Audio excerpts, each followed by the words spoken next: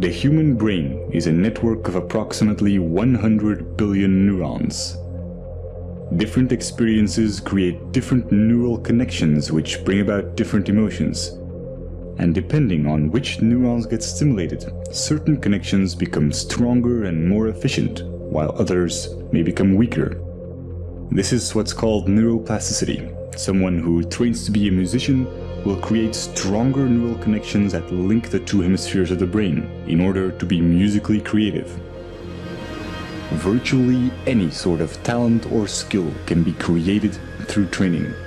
Rudiger Gamm, who was a self-admitted hopeless student, used to fail at basic math, and went on to train his abilities and became a famous human calculator, capable of performing extremely complex mathematics.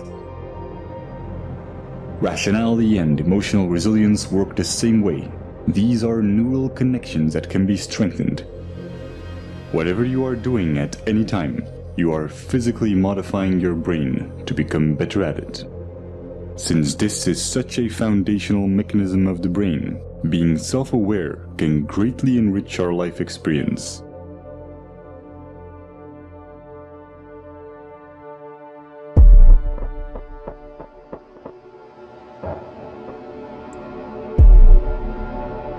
Specific neurons and neurotransmitters, such as norepinephrine, trigger a defensive state when we feel that our thoughts have to be protected from the influence of others.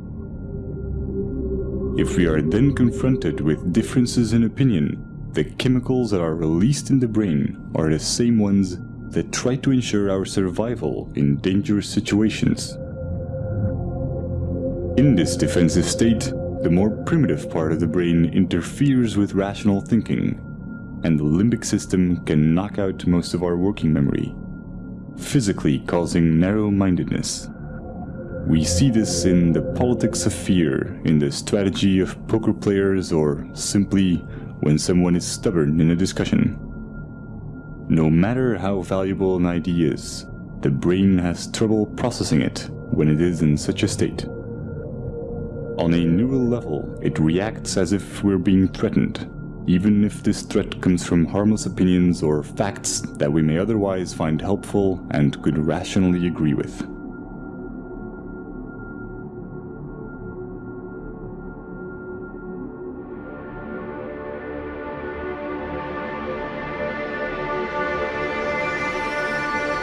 But when we express ourselves and our views are appreciated, these defense chemicals decrease in the brain, and dopamine neurotransmission activates the reward neurons, making us feel empowered and increasing our self-esteem.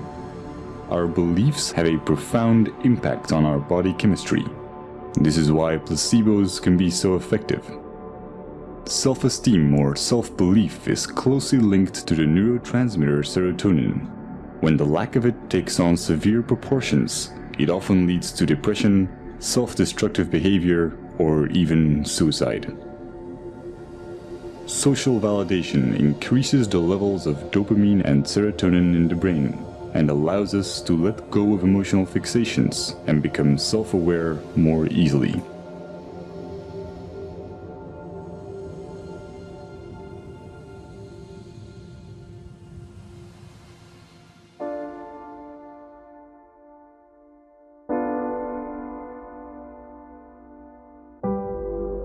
Social psychology often looks at the basic human need to fit in and calls this the normative social influence. When we grow up, our moral and ethical compass is almost entirely forged by our environment, so our actions are often a result of the validation we get from society. But new developments in neuroscience are giving us a better understanding of culture and identity. Recent neurological research has confirmed the existence of empathetic mirror neurons. When we experience an emotion or perform an action, specific neurons fire, but when we observe someone else performing this action, or when we imagine it, many of the same neurons will fire again, as if we were performing the action ourselves. These empathy neurons connect us to other people, allowing us to feel what others feel. And since these neurons respond to our imagination, we can experience emotional feedback from them as if it came from someone else. This system is what allows us to self-reflect. The mirror neuron does not know the difference between it and others, and is the reason why we are so dependent of social validation and why we want to fit in. We are in a constant duality between how we see ourselves and how others see us. This can result in confusion in terms of identity and self-esteem, and brain scans show that we experience these negative emotions even before we are aware of them. But when we are self-aware, we can alter misplaced emotions because we control the thoughts that cause them. This is a neurochemical consequence of how memories become labeled when retrieved, and how they are restored through protein synthesis. Self-observing profoundly changes the way our brain works. It activates the self-regulating neocortical regions, which give us an incredible amount of control over our feelings. Every time we do this, our rationality and emotional resilience are strengthened. When we are not being self-aware, most of our thoughts and actions are impulsive. And the idea that we are randomly reacting and not making conscious choices is instinctively frustrating. The brain resolves this by creating explanations for our behavior and physically rewriting it into our memories through memory reconsolidation, making us believe that we were in control of our actions. This is also called backward rationalization, and it can leave most of our negative emotions unresolved and ready to be triggered at any time. They become a constant fuel to our confusion, as our brain will keep trying to justify why we behaved irrationally.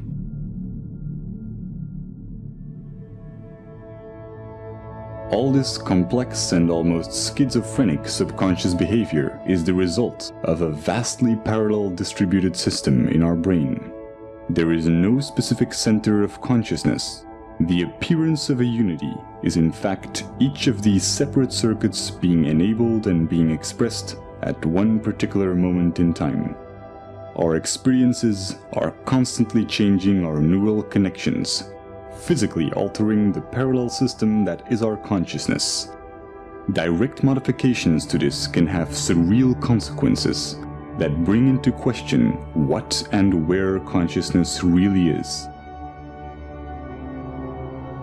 If your left cerebral hemisphere were to be disconnected from the right, as is the case in split brain patients, you would normally still be able to talk and think from the left hemisphere, while your right hemisphere would have very limited cognitive capacities.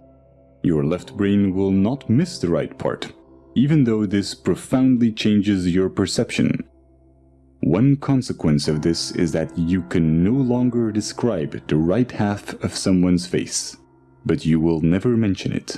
You will never see it as a problem or even realize that something has changed.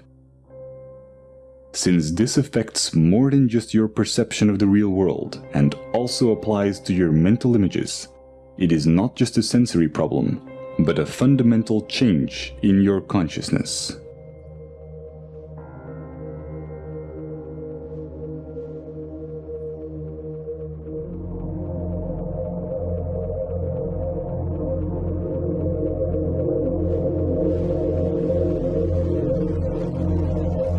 Each neuron has a voltage, which can change when ions flow in or out of the cell. Once a neuron's voltage has reached a certain level, it will fire an electrical signal to other cells, which will repeat the process. When many neurons fire at the same time, we can measure these changes in the form of a wave. Brainwaves underpin almost everything going on in our minds, including memory, attention, and even intelligence. As they oscillate at different frequencies, they get classified in bands such as alpha, theta, and gamma. Each are associated with different tasks.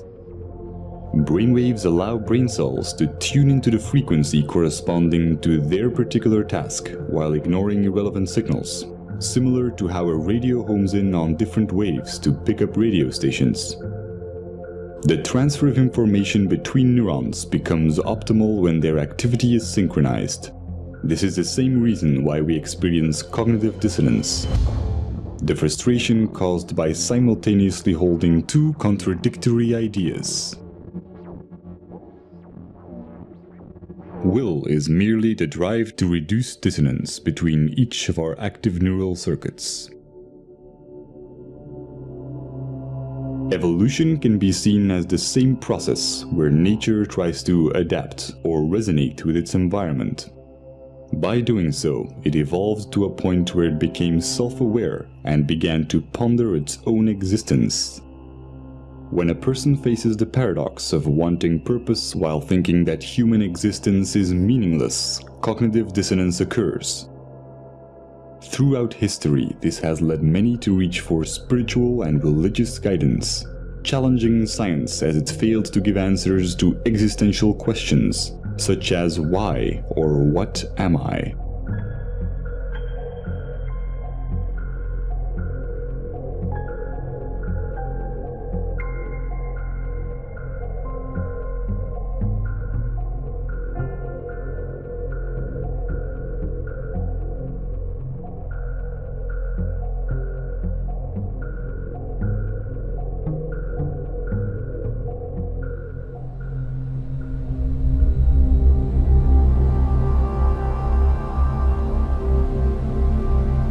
The left cerebral hemisphere is largely responsible for creating a coherent belief system in order to maintain a sense of continuity towards our lives.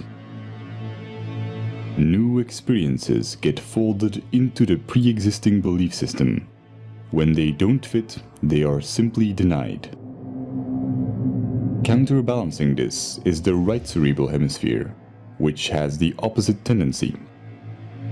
Whereas the left hemisphere tries to preserve the model, the right hemisphere is constantly challenging the status quo. When the discrepant anomalies become too large, the right hemisphere forces a revision in our worldview.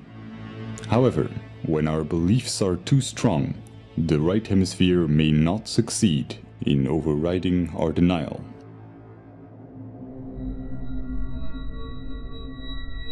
This can create a profound confusion when mirroring others. When the neural connections that physically define our belief system are not strongly developed or active, then our consciousness, the unity of all the separate active circuits at that moment, may consist mainly of activity related to our mirror neurons. Just as when we experience hunger, our consciousness consists mostly of other neural interactions for consuming food. This is not the result of some core self giving commands to different cerebral areas. All the different parts of the brain become active and inactive and interact without a core. Just as the pixels on a screen can express themselves as a recognizable image when in unity, the convergence of neural interaction expresses itself as consciousness. At every moment, we are in fact a different image, a different entity when mirroring, when hungry, when watching this video. Every second, we become different persons as we go through different states. When we use our mirror neurons to look at ourselves, we may construct the idea of identity. But if we do this with our scientific understandings, we see something completely different. The neural synergies that produce our oscillating consciousness go far beyond our own neurons. We are equally the result of cerebral hemispheres interacting electrochemically, as we are of the senses connecting our neurons to other neurons in our environment. Nothing is external. This is not a hypothetical philosophy. It is the basic property of mirror neurons, which allow us to understand ourselves through others. Seeing this neural activity as your own while excluding the environment would be a misconception. Our superorganismal features are also reflected in evolution, where our survival as primates relied on our collective abilities. Over time, the neocortical regions evolved to permit the modulation of primitive instincts and the overriding of hedonistic impulses for the benefit of the group. Our selfish genes have come to promote reciprocal social behaviors in superorganismal structures, effectively discarding the notion of survival of the fittest. The brain's neural activity resonates most coherently when there is no dissonance between these advanced new cerebral regions and the older, more primitive ones. What we traditionally call selfish tendencies is only a narrow interpretation of what self-serving behavior entails, wherein human characteristics are perceived through the flawed paradigm of identity, instead of through a scientific view on what we are. A momentary expression of an ever-changing unity with no center. The psychological consequences of this as an objective belief system allow self-awareness without attachment to the imagined self, causing dramatic increases in mental clarity, social conscience, self-regulation, and what's often described as being in the moment.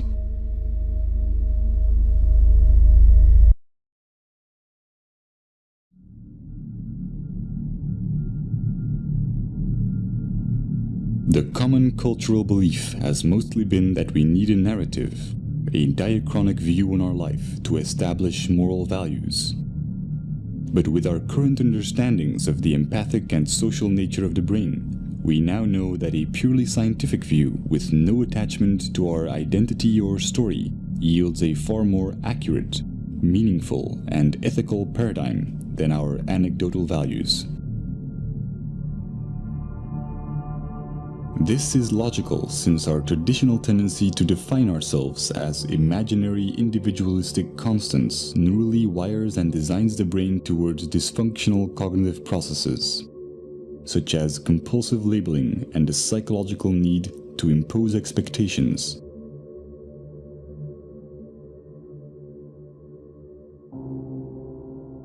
Practical labeling underpins all forms of interactions in our daily lives. But by psychologically labeling the self as internal and the environment as external, we constrain our own neurochemical processes and experience a diluted disconnection.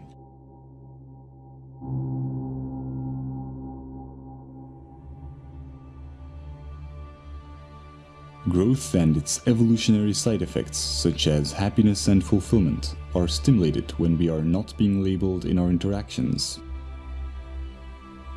We may have many different views and disagree with one another in practical terms, but interactions that nevertheless accept us for who we are without judgment are neuropsychological catalysts that wire the human brain to acknowledge others and accept rationally verified belief systems without dissonance. Stimulating this type of neural activity and interaction alleviates the need for distraction or entertainment and creates cycles of constructive behavior in our environment. Sociologists have established that phenomena such as obesity and smoking, emotions and ideas spread and ripple through society in much the same way that electric signals of neurons are transferred when their activity is synchronized.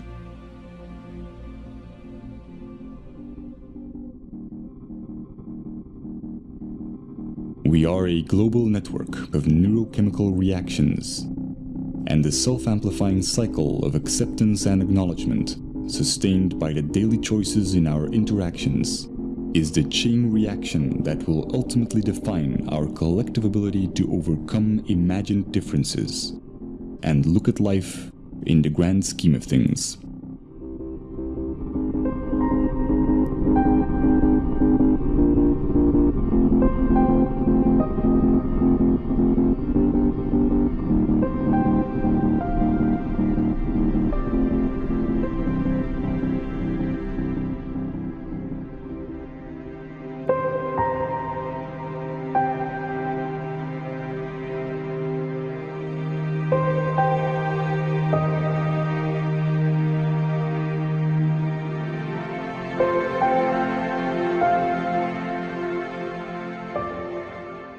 In quantum mechanics, we have learned to approach reality differently and see everything as probabilities instead of certainties. In a mathematical sense, anything is possible.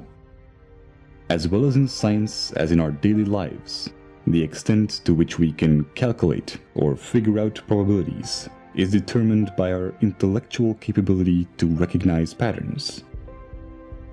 The less biased we are, the clearer we can identify these patterns and base our actions on reasonable probabilities. Since it's in the very nature of our brain's left hemisphere to deny ideas that do not fit into our current paradigm, the more attached we are to a belief system, the less able we are to make conscious choices for ourselves. But by observing this process, we expand our awareness and enhance our free will.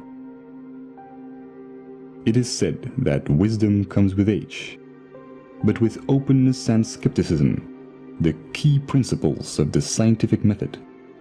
We don't need decades of trial and error to sort out which of our convictions may be improbable. The question is not whether our beliefs are right or wrong, but whether or not being emotionally attached to them is more or less likely going to benefit us. There is no such thing as a free choice while being emotionally attached to a belief system. The moment we are self-aware enough to realize this, we can truly work together to figure out the real odds of what will benefit us the most.